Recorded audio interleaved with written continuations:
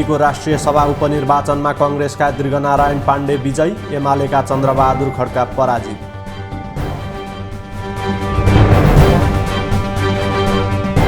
जसपा ठाकुर पक्ष महतोको नेतृत्वमा सरकारमा सहभागी हुने, 8 मन्त्री र 2 राज्य मन्त्री दिन प्रधानमन्त्री ओली सकारात्मक।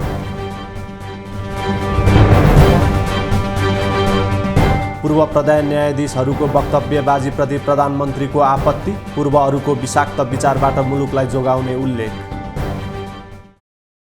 अहिलेको सरकार संविधान अनुसार चलेन, संविधान कुल्चियो, संविधान च्यातो, प्रतिगमन भयो जस्ता भ्रमपूर्ण कुरा।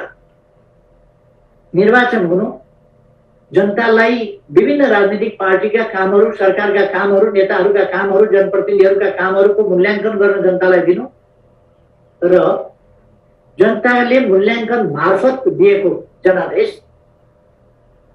स्वीकार्नु र त्यस अनुसार अगाडि बढ्नु लोकतन्त्र हो कि सरकार चल्न पनि नदिनु, बनाउन पनि नसक्नु, जनतामा भ्रम फिजाई गाली गलौजमा उत्रिनु, असभ्यता, अशिष्टता, अमर्यादाको खेती गर्नु, यो चाहिँ संविधान सम्मत हो। मानिसहरू झुटा, कृत्य, दल विभाजनकारी र निर्दलीय परिपाटीमा जस्तो दलले दिनुपर्ने विश्वास खाली त्यो प्रधानमन्त्री बनेर चुनाव गराउने मात्रै उद्देश्य हो। अहिलेका विरोधीहरू सरकार चलाउने उद्देश्य होइन। सरकार चलाउनलाई त उनीहरूले विश्वासको मत प्राप्त गर्ने कुनै आधारै छैन। उनीहरूसँग बेसरी उर्लिएर हुँदाखेरि 124 भोट छ, कम्तीमा 136 भोट चाहिन्छ। 124 भोट बढी छ भने त्योभन्दा 12 भोट थप कहाँबाट ल्याउने? आकाशबाट त खस्दै। अब बर्खा सिजन लाग्नु थाल्यो, त्यसमा पनि आउने होइन। लोकतन्त्रको विश्व इतिहासमा सबभन्दा ठुलो कालो धब्बाको अनुशासनहीन अराजकता, अन्तर्घात, विश्वासघात, यस प्रकारका कुराहरू, अलोकतान्त्रिक अमर्यादित क्रियाकलाप, आफूले गरेका प्रतिज्ञा र आफूले खाएका शपथहरूभन्दा विपरीत लाज नमानिकन चल्ने खालका र लोकतान्त्रिक मूल्य, मान्यता, संस्कार र आचरण विपरीतका क्रियाकलाप गरेर पार्टीको दलीय अनुशासनभन्दा बाहिर गएर चलेका यस्ता कसैको घरभित्र पसेर त्यहाँका कोठाका कुना काप्चाका कुरा कर्कटहरू जम्मा गरेर लगेर राष्ट्रपति कहाँ पेश गर्ने?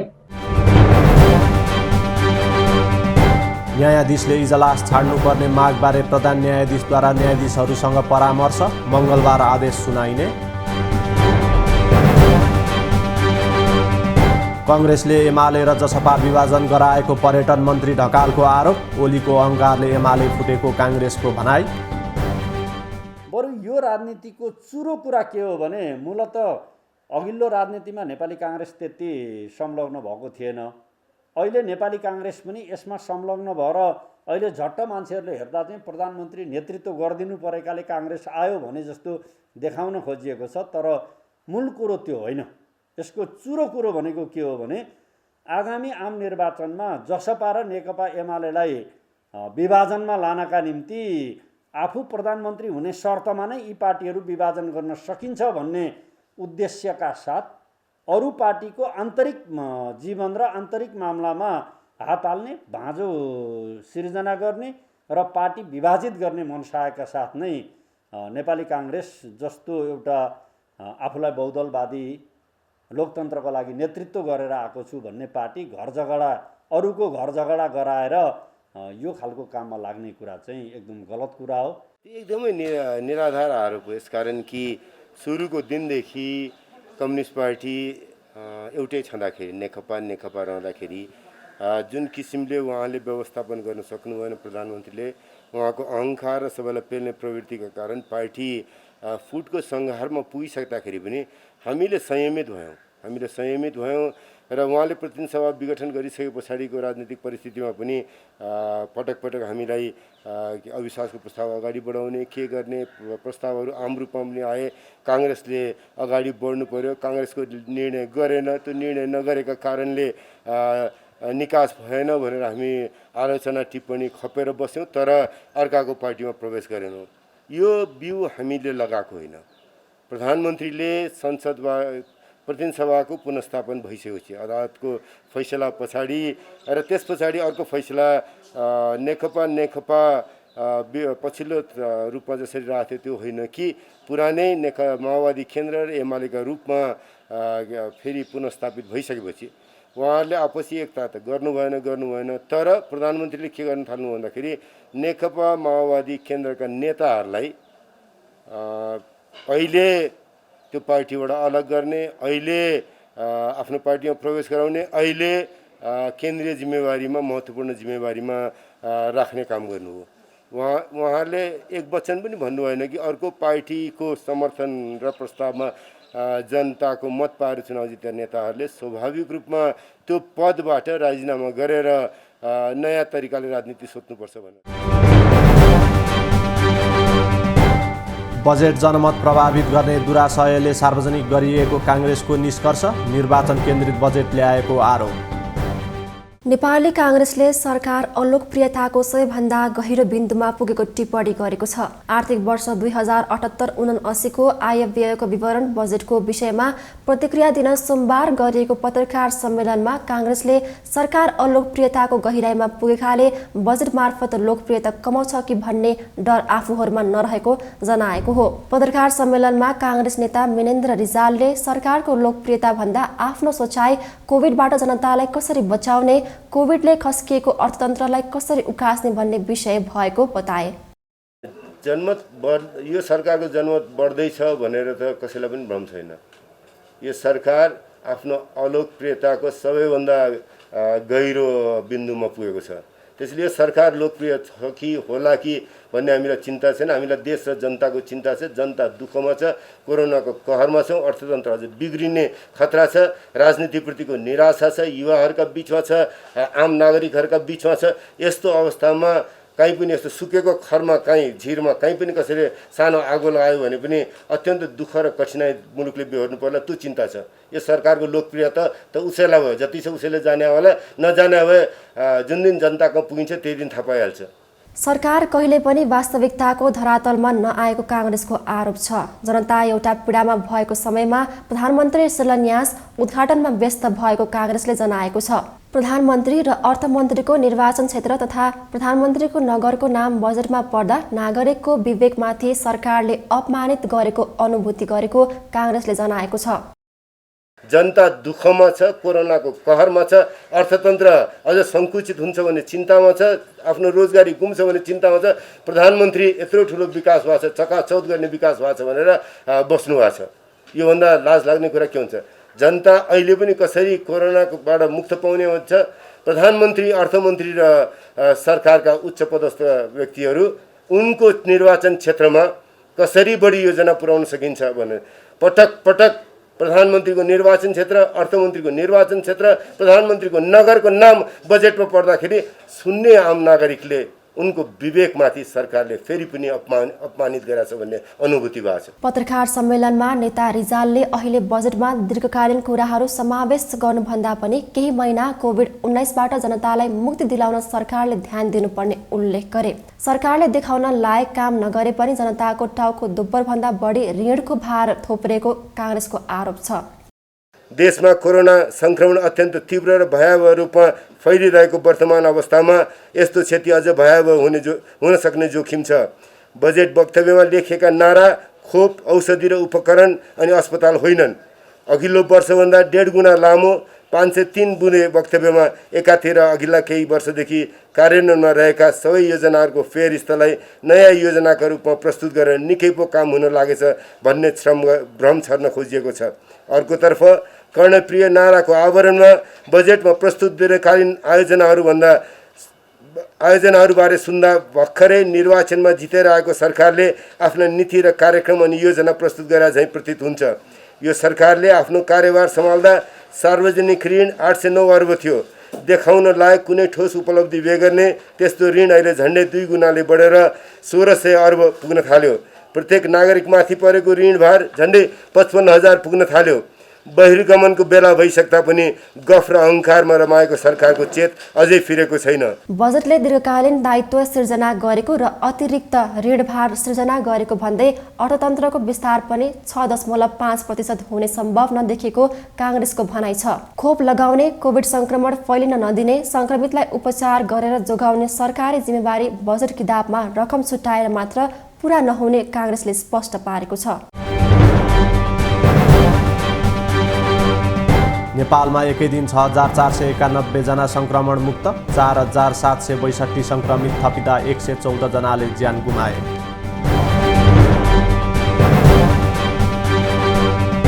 चीनले सहयोग गरेको 8 लाख डोज खोप नेपाल ल्याइँदै प्राथमिकतामा 55 देखि 64 वर्षको उमेर समूह।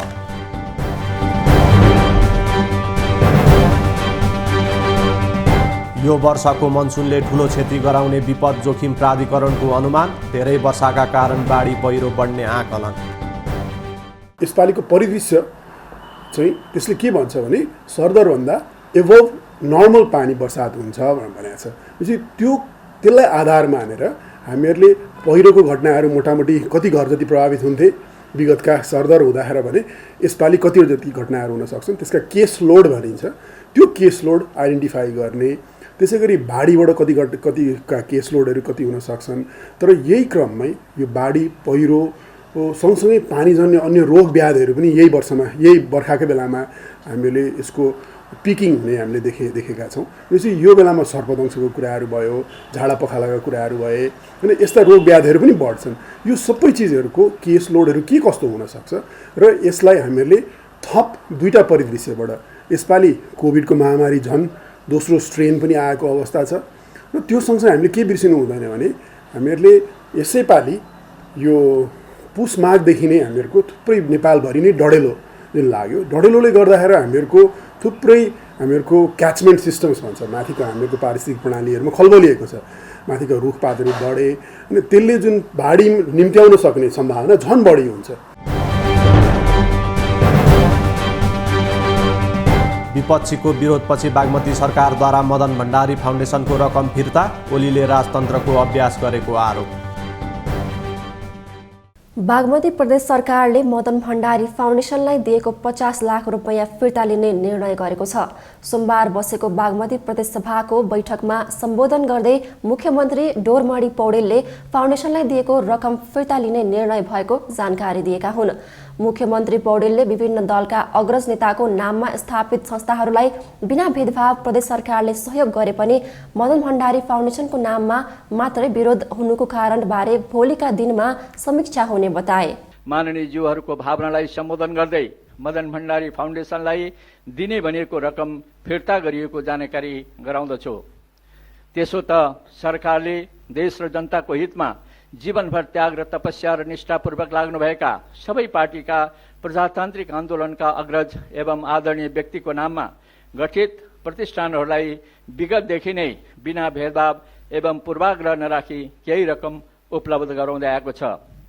यसै वर्ष पनि पुष्पबहादुर बोगटी स्मृति पार्क, तुलसीलाल स्मृति प्रतिष्ठान, सुवर्ण शमशेर प्रतिष्ठान, शहीद प्रतिष्ठान नेपाल, भरतपुर, लोक कल्याण सेवा प्रतिष्ठान जस्ता प्रतिष्ठानहरूलाई सहयोग उपलब्ध गराइसकेको छ। तर मदन भण्डारीको नामसँग जोडिएको विषय मात्र किन उठ्यो, भोलिको दिनमा समीक्षा होला नै। आगामी वर्षको लागि बीपी स्मृति प्रतिष्ठान र जीपी प्रतिष्ठान लगायत अन्य प्रतिष्ठानहरूबाट दर्जनौं मागहरू आइसकेका छन्।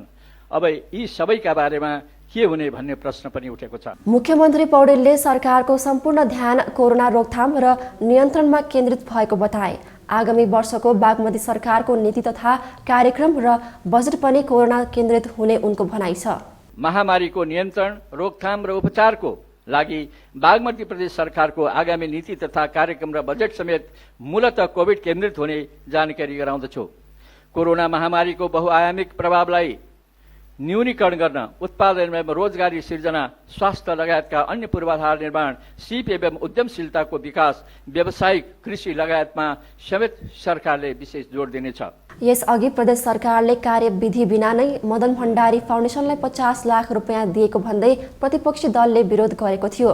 बैठकमा माओवादी केन्द्र बागमती प्रदेश संसदीय दलका नेता शालिग्राम जमर कटेलले अहिले नेपालमा दलहरूलाई कमजोर बनाउन खोजिएको आरोप लगाए। उनले प्रधानमन्त्री ओलीले राजतन्त्रको अभ्यास केपी ओलीले गरिरहेको जिकिर गरे। हामीले लोकतन्त्रलाई के गरी स्वीकार गरेको?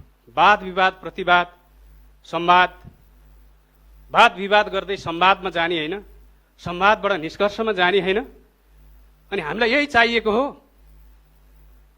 दलभित्र फाटो पारिएको छ।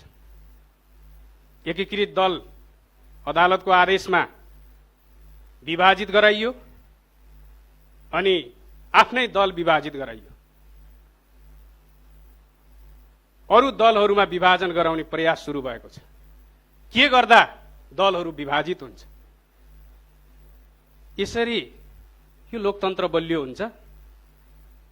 यो लोकतन्त्र जनताको आशा अपेक्षा यत्रो रगत बगेर ल्याएको लोकतन्त्र, यो गणतन्त्र बलियो हुन्छ? त्यसैले अहिले जो फेरि प्रतिनिधि सभा विघटन भएको छ, यो नाटक दुनियाँले देखेको छ। उस्तै परे दिनदिनै राष्ट्रको नाममा सम्बोधन हुन्छ, पत्रकार सम्मेलन हुन्छ बालुवाटारमा बसेर। मैले त योभन्दा अगाडि पनि भनेको छु, नजादिदो ढङ्गले राजतन्त्रको अभ्यास केपी ओलीले गरिरहनु भएको छ। त्यस्तै बैठकमा प्रदेशसभा सदस्य अष्टलक्ष्मी शाक्यले सत्तामा बसेकाबाट संविधान र गणतन्त्र गुम्ने खतरा रहेको बताइन्।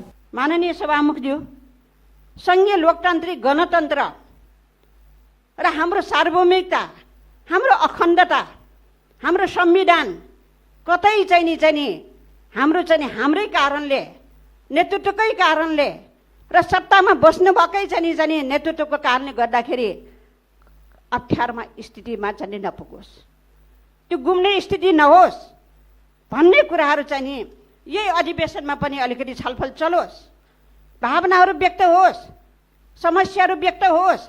हामीले कसरी यसलाई सहज बनाउने हो, कसरी बचाउने हो, कसरी सुदृढ गर्ने हो, कसरी एकताबद्ध भएर अगाडि बढाउने हो भन्ने कुरा सोच्नुपर्छ भन्ने मलाई लाग्दछ। त्यस्तै काङ्ग्रेस बागमती प्रदेश संसदीय दलका नेता इन्द्र बहादुर बानियाले संसद विघटन गरेर जनताको व्यवस्थालाई कमजोर गर्ने काम प्रधानमन्त्री ओलीले गरेको आरोप लगाए। 149 जनाको लिएर जाँदाखेरि प्रधानमन्त्री नियुक्त नगर्ने, अनि म अब छैन, बहुमत ल्याउन सकिन, मैले के छ भने अब म सम्भव छैन भने मान्छेले फेरि के छ भने मसँग बहुमत छ र मलाई प्रधानमन्त्री कायम गर भन्ने अनि संसद विघटन गर्ने र यो जनताको व्यवस्थालाई कमजोर गर्ने काम आज केपी शर्मा ओली प्रधानमन्त्रीबाट भएको कुरा दुनियाँलाई जगजाहेर छ।